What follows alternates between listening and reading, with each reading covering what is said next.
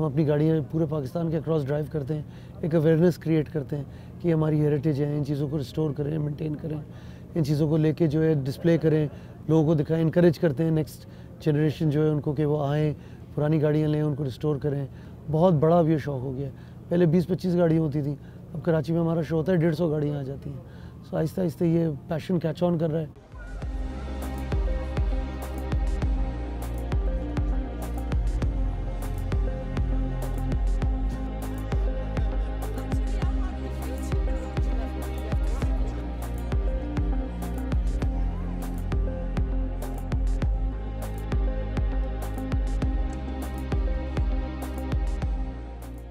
Classic गाड़ियों के lovers हैं वो हम हर साल एक रैली निकालते हैं और हमारी गाड़ियां जो है हम शोज़ करते हैं ताकि लोगों को हम दिखाएं और इतना ज़बरदस्त हमें रिस्पांस मिलता है पब्लिक से कि लोग आते हैं, गाड़ियां देखते हैं, वो एक्चुअली बिलीव नहीं करते कि ये गाड़ियां पाकिस्तान में मौजूद हैं।